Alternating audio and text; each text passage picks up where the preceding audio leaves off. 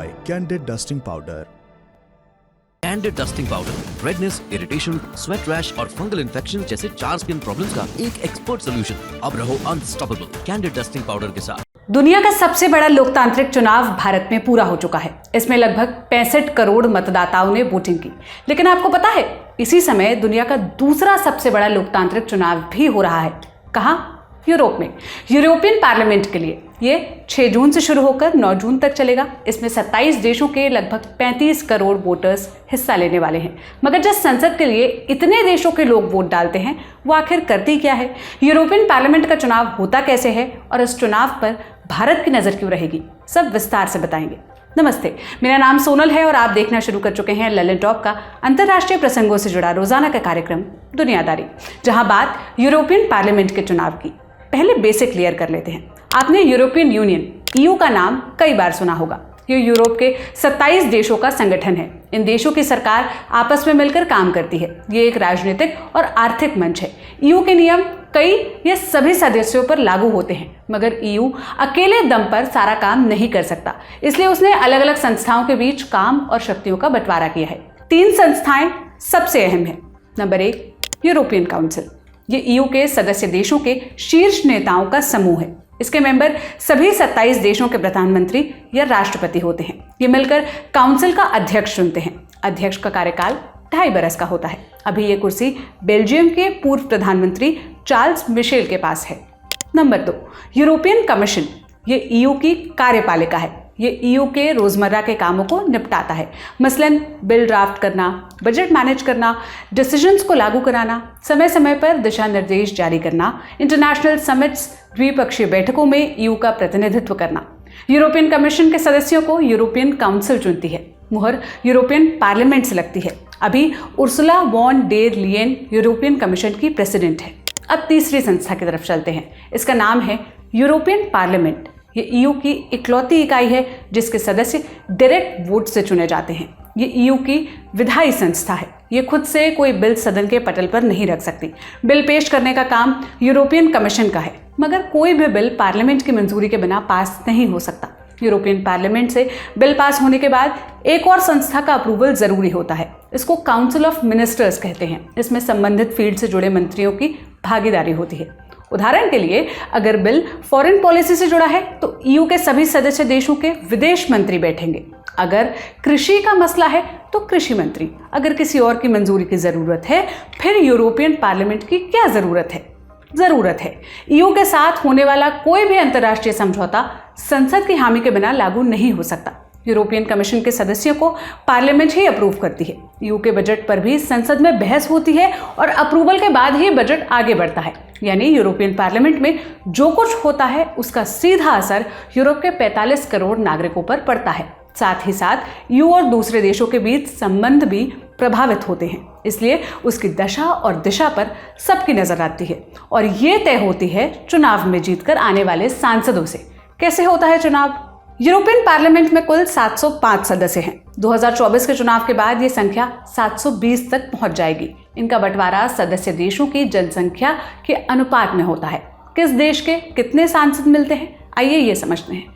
Germany के 96, France के 79, Italy के 76, स्पेन के 59, पोलैंड के 52, रोमानिया के 33, नीदरलैंड के 29, बेल्जियम के 21, चेक रिपब्लिक के 21, ग्रीस के 21, हंगरी के 21, पुर्तगाल के 21, स्वीडन के 21, ऑस्ट्रिया के 19, बुल्गारिया के 17, डेनमार्क के 14, फिनलैंड के 14, स्लोवाकिया के 14, आयरलैंड के 13, क्रोएशिया के 12, लिथुआनिया के 11, लातविया के 8, स्लोवानिया के 8, एस्टोनिया के 7, साइप्रस के 6, लग्जमबर्ग के 6, माल्टा के 6।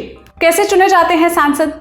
हर देश के चुनाव का सिस्टम अलग है, हालांकि उनका मकसद एक है, अपने प्रतिनिधि चुनकर यूरोपियन पार्लियामेंट में भेजना। फिर वे सांसद ट्रांसनेशनल पॉलिटिकल ग्रुप्स का हिस्सा बनते हैं। यूरोपियन पार्लियामेंट में कौन कौन से समूह हैं? सबसे ताकतवर है यूरोपियन पीपल्स पार्टी यानी ईपीपी। इसको सेंटर राइट विचारधारा का माना जाता है। इसके पास फिलहाल 176 सांसद हैं। ये प्रो ईयू है। अगला नाम है सोशलिस्ट एंड डेमोक्रेट्स SND का। ये सेंटर लेफ्ट विचारधारा का है। इसके पास 139 सांसद हैं। तीसरे नंबर पर आती है रिन्यू यूरोप यानी RE। इस गुट में शामिल सांसदों की संख्या 102 है। चौथा नाम है यूरोपियन फ्री अलायंस EFA, इसमें 72 सांसद है। पांचवा गुट है European conservatives and reformist group ECR, इसमें 69 सांसद है। छठा गुट है identity and democracy group ID, इसमें 39 सांसद हैं। सातवां गुट है द लेफ्ट GUE का, इसमें 37 सांसद हैं। 61 सांसद नॉन अलाइंड है, ये किसी समूह को सपोर्ट नहीं करते। EPP, SND और रिन्यू यूरोप की पॉलिटिक्स कमोबेश एक जैसी है, उन्होंने आपस में महागठबंधन बनाया हुआ है। इनके पास कुल मिलाकर 417 सांसद हैं, साधारण बहुमत से ज्यादा, इसलिए उन्हें अपने मन मुआफिक नीतियां बनवाने में मुश्किल नहीं आती।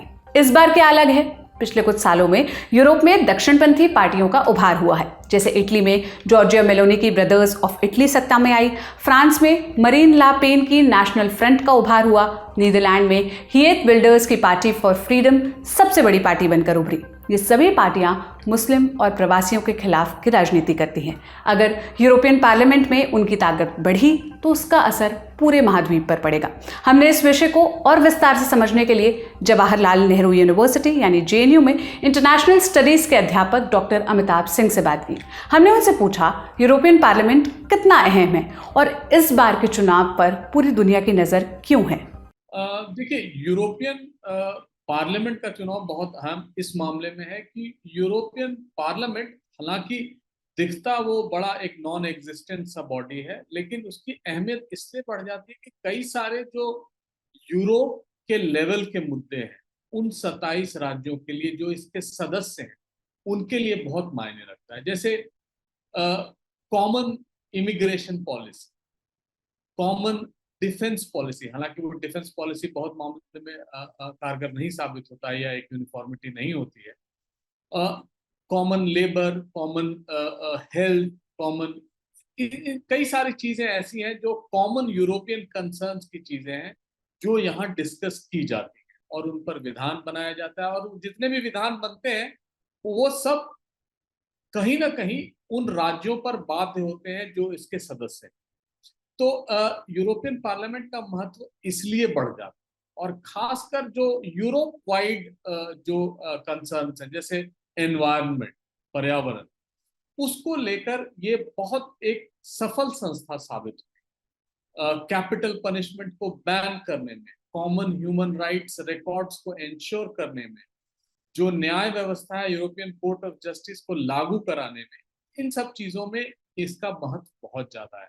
और आज की दुनिया में जब यूरोपियन यूनियन को बहुत से लोग बहुत सशंकित दृष्टिकोण से देखते हैं, ये इलेक्शन फिर से उन जिनके लिए यूरोपियन यूनियन बना था और खासकर 1990 के दशक के बाद, उसके लिए ये एक बहुत बड़ा मील का पत्थर साबित होता है और ये चुनाव बहुत बड़ा मील का पत्थर साबित होगा।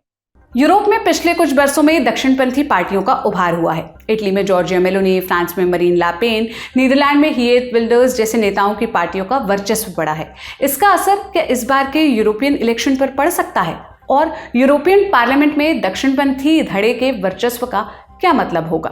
देखिए, इस चुनाव में जो सबसे अहम मुद्दा है वो है इमिग्रेशन, बढ़ता हुआ इस्लाम का खतरा यूरोप में, और तीसरा जो सबसे इंपॉर्टेंट है कि बॉर्डर्स को कैसे, यूरोपियन बॉर्डर्स को कैसे सिक्योर किया जाए। जितनी भी दक्षिणपंथी पार्टियां हैं, चाहे जॉर्जिया मेलोनी की ब्रदर्स ऑफ इटली हो, मरीन ला पेन की नेशनल रैली हो, या गेर्ट विल्डर्स की फ्रीडम पार्टी हो, उसके अलावा AfD जो ऑल्टरनेटिव फॉर डॉइचलैंड है, जो जर्मनी की पार्टी है, इन सब का कॉमन मुद्दा है इमिग्रेशन। और यूरोप के में इमिग्रेशन हम सब जान रहे हैं, 2015 में सीरियाई संकट के बाद यूरोप में इमिग्रेशन आवर्जन बहुत बढ़ गया है और उसके चलते यूरोप के बहुत सारे राज्य ये चाहते हैं कि किसी न किसी तरह उनको रोका जाए। और जितने भी राइट पार्टीज हैं, ये चारों जिनके मैंने नाम लिए और इनके अलावा विक्टर ऑर्बान जो हंगरी के शासक हैं, अलेक्जेंडर वुचिक सर्बिया के जो शासक हैं, ये सब उसी दक्षिणपंथी दलों से आते हैं। और जिस तरह दक्षिणपंथी दलों का वर्चस्व बढ़ा है यूरोप के देशों में, उसका असर पहली बार बहुत ज्यादा इस यूरोपियन पार्लियामेंट के इलेक्शन में दिखा। माना तो ये जा रहा है कि 25% के करीब ये धुर दक्षिणपंथी या एक्सट्रीम राइट पार्टी जिसको कहते हैं वो सीटें ले सकती हैं, जो यूरोपियन यूनियन के जो कॉमन एजेंडा है उस पर दूरगामी प्रभाव डाल सकता है। पिछले कुछ वर्षों में भारत और यूरोपियन यूनियन के संबंध कैसे रहे हैं? इस बार के चुनाव पर भारत की नजर क्यों होनी चाहिए? देखिए, यूरोपियन यूनियन और भारत के संबंध बहुत अच्छे रहे हैं, पास्ट में भी और अभी भी ये काफी अच्छे रहे हैं। हम कई सारे मुद्दों पर मतैक्य हो रहे हैं, जैसे ट्रेड एंड सिक्योरिटी है, साइबर सिक्योरिटी है, पर्यावरण की समस्याएं हैं।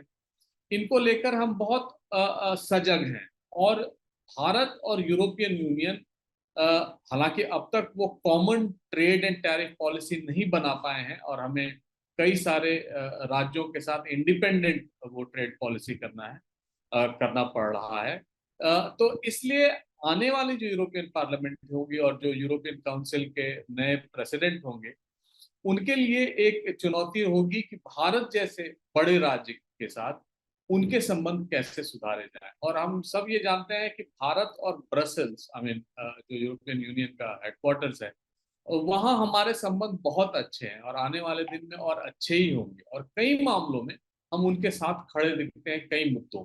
इस चुनाव से जुड़े और भी अपडेट्स आपको ललन टॉप पर मिलते रहेंगे। ये था हमारा बड़ी खबर सेगमेंट। अब सुर्खियों की तरफ चलते हैं। पहली सुर्खी अमेरिका से है। जो बाइडेन के बेटे हंटर बाइडेन अवैध रूप से हथियार रखने के मामले में फंसते नजर आ रहे हैं। 6 जून को उनकी कोर्ट में पेशी भी हुई है। अब ये केस अमेरिका की राजनीतिक गलियारों में चर्चा का विषय बना हुआ है।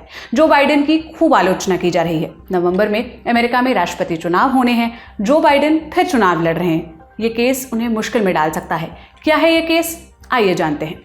अक्टूबर 2018 में उन्होंने कोल्ट कोबरा 38 रिवॉल्वर खरीदी थी। उस समय वो ड्रग्स किया करते थे और नशे के आदी थे। अमेरिकी कानून कहता है कि कोई भी व्यक्ति जो नशे का आदी हो वो हथियार न तो खरीद सकता है और न ही उसे रख सकता है। भारत की तरह अमेरिका में बंदूक खरीदने और रखने के लिए लंबी और घुमावदार कानूनी प्रक्रिया नहीं है। वहां आप बाजार में हथियार खरीद सकते हैं, लेकिन इसका यह मतलब नहीं है कि इसके लिए कोई नियम नहीं है। बंदूक खरीदते हुए खरीदार से नशे की लत के बारे में पूछा जाता है। हंटर ने बंदूक लेते समय गलत जानकारी भरी, लेकिन बाद में उनकी नशे की लत का खुलासा हो ही गया। इसी झूठ की वजह से पूरा बखेड़ा खड़ा हुआ है। इस केस में सबसे बड़ी गवाह हंटर की एक्स गर्लफ्रेंड हैली बाइडेन ही है। हैली ने बताया कि उन्हें हंटर की कार में बंदूक मिली थी, जिसे देखकर वो घबरा गई थी। हैली ने यह भी बताया कि हंटर की वजह से वो भी कोकीन का नशा करने लगी थी। हंटर के वकील का इस पर क्या कहना है? हंटर के वकील ने कहा है कि 2018 में जब उन्होंने बंदूक खरीदी थी तब वो स्वास्थ्य लाभ ले रहे थे। उन्होंने कागज में झूठी जानकारी नहीं दी थी। आगे क्या हो सकता है? अगर आरोप साबित हुए तो हंटर बाइडेन को 25 साल तक की सजा हो सकती है। अमेरिका के इतिहास में पहली बार ऐसा हो रहा है कि किसी राष्ट्रपति के पद पर रहते हुए उनके बेटे पर मुकदमा चल रहा है। इसके अलावा अमेरिका में ये चुनाव का समय है। विपक्षी हंटर के केस को जो बाइडेन के खिलाफ इस्तेमाल कर सकते हैं। जो बाइडेन ने इस पर क्या कहा है? उन्होंने कहा है कि वो इस मामले में अपने बेटे को प्रेसिडेंशियल पार्डन यानी माफी नहीं देंगे। ये खबर यहीं तक। अगला अपडेट पाकिस्तान से है। बलूचिस्तान के चमन शहर में कई दिनों से प्रदर्शन चल रहा है। 7 जून को ये प्रदर्शन हिंसक हो गया। पुलिस और प्रदर्शनकारियों के बीच झड़प हुई। इसमें 40 लोग घायल हुए। इसमें 17 पाकिस्तान के सुरक्षा कर्मी हैं। अब तक 40 लोगों की गिरफ्तारी हो चुकी है। क्यों हो रहे हैं ये प्रोटेस्ट? आइए समझते हैं।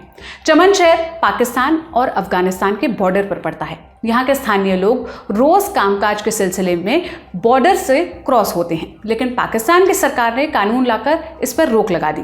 अब केवल वैध पासपोर्ट और वीजा वाले लोग ही सीमा पार कर सकेंगे। पहले दोनों देश के लोग अपना पहचान पत्र दिखाकर बॉर्डर क्रॉस कर लिया करते थे। पाकिस्तानी अखबार डॉन में छपी रिपोर्ट के मुताबिक हर रोज इस बॉर्डर से चमन शहर के 40,000 लोग बॉर्डर क्रॉस किया करते थे। इस फैसले से चमन शहर के 12 लाख लोगों के रोजमर्रा के काम में बाधा आएगी।